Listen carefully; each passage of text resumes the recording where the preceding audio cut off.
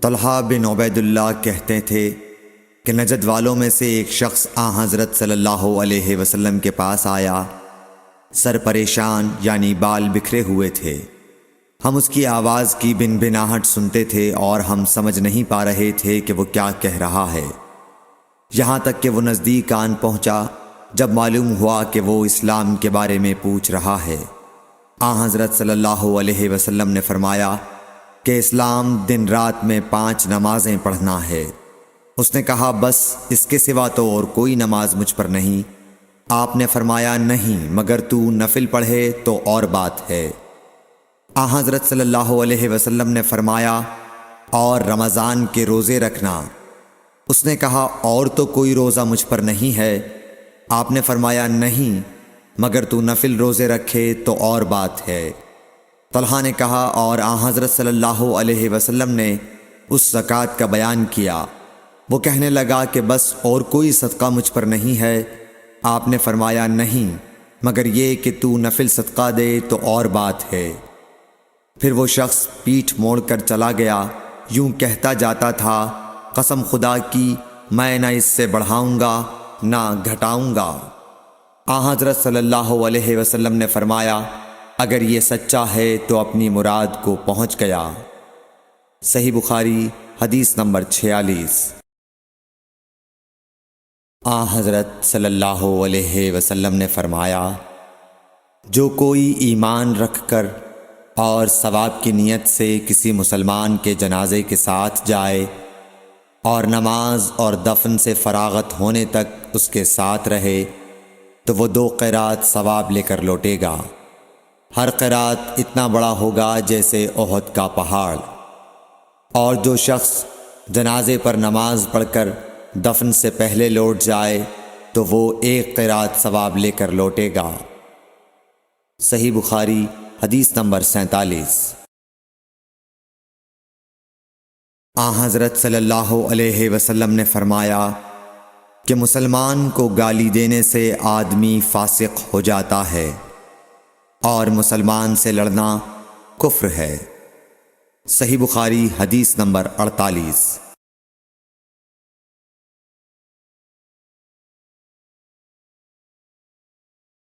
حضرت صلی اللہ علیہ وسلم اپنے حجرے سے نکلے، لوگوں کو شب قدر بتانا چاہتے تھے وہ کون سی رات ہے۔ اتنے میں 2 مسلمان آپس میں لڑ پڑے۔ آپ صلی اللہ علیہ وسلم نے فرمایا میں تو اس لیے باہر نکلا تھا کہ تم کو شب قدر بتلاؤں، اور فلاں فلاں آدمی لڑ پڑے تو وہ میرے دل سے اٹھا لی گئی، اور شاید اسی میں کچھ تمہاری بہتری ہو۔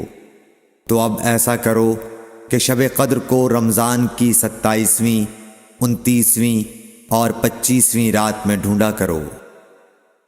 صحیح بخاری حدیث نمبر 49۔ ایک دن حضرت صلی اللہ علیہ وسلم لوگوں میں تشریف فرما تھے کہ آپ کے پاس ایک شخص آیا اور پوچھنے لگا کہ ایمان کسے کہتے ہیں۔ آپ صلی اللہ علیہ وسلم نے فرمایا کہ ایمان یہ ہے کہ تم اللہ پاک کے وجود اور اس کی وحدانیت پر ایمان لاؤ، اور اس کے فرشتوں کے وجود پر، اور اس اللہ کی ملاقات کے برحق ہونے پر، اور اس کے رسولوں کے برحق ہونے پر، اور مرنے کے بعد دوبارہ اٹھنے پر ایمان لاؤ۔ پھر اس نے پوچھا کہ اسلام کیا ہے؟ آپ صلی اللہ علیہ وسلم نے پھر جواب دیا کہ اسلام یہ ہے کہ تم خالص اللہ کی عبادت کرو اور اس کے ساتھ کسی کو شریک نہ بناؤ، اور نماز قائم کرو، اور زکوٰۃ فرض ادا کرو، اور رمضان کے روزے رکھو۔ پھر اس نے احسان کے متعلق پوچھا۔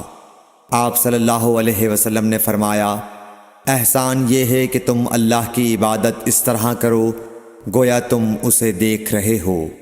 اگر یہ درجہ نہ حاصل ہو تو پھر یہ تو سمجھو کہ وہ تم کو دیکھ رہا ہے۔ پھر اس نے پوچھا کہ قیامت کب آئے گی؟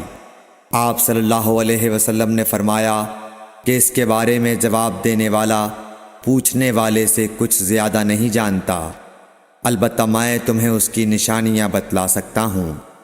وہ یہ ہیں کہ جب لونڈی اپنے آقا کو جنے گی اور جب سیاہ اونٹوں کے چرانے والے دیہاتی لوگ ترقی کرتے کرتے مکانات کی تعمیر میں ایک دوسرے سے بازی لے جانے کی کوشش کریں گے، یاد رکھو قیامت کا علم ان 5 چیزوں میں ہے جن کو اللہ کے سوا کوئی نہیں جانتا۔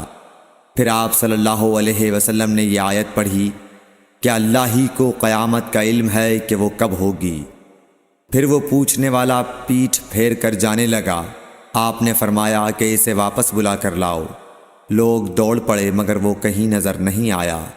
آپ صلی اللہ علیہ وسلم نے فرمایا کہ یہ جبرائیل علیہ السلام تھے جو لوگوں کو ان کا دین سکھانے آئے تھے۔ صحیح بخاری حدیث نمبر 50۔ ہرقل شاہ روم نے ابو سفیان سے کہا، میں نے تم سے پوچھا تھا کہ اس رسول کے ماننے والے بڑھ رہے ہیں یا گھٹ رہے ہیں؟ تو نے جواب میں بتلایا کہ وہ بڑھ رہے ہیں۔ ٹھیک ہے، ایمان کا یہی حال رہتا ہے یہاں تک کہ وہ پورا ہو جائے۔ اور میں نے تجھ سے پوچھا تھا کہ کوئی اس کے دین میں آ کر پھر اس کو برا جان کر پھر جاتا ہے؟ تو نے کہا نہیں۔ اور ایمان کا یہی حال ہے، جب اس کی خوشی دل میں سما جاتی ہے تو پھر اس کو کوئی برا نہیں سمجھ سکتا۔ صحیح بخاری حدیث نمبر 51۔ حضور اکرم صلی اللہ علیہ وسلم فرماتے تھے، حلال کھلا ہوا ہے اور حرام بھی کھلا ہوا ہے، اور ان دونوں کے درمیان بعض چیزیں شبہ کی ہیں جن کو بہت لوگ نہیں جانتے کہ حلال ہیں یا حرام۔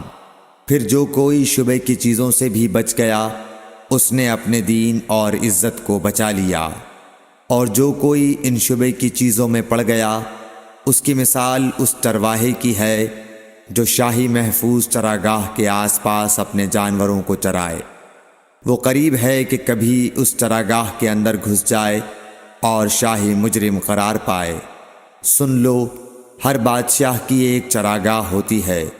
اللہ کی چراگاہ اس کی زمین پر حرام چیزیں ہیں، پس ان سے بچو۔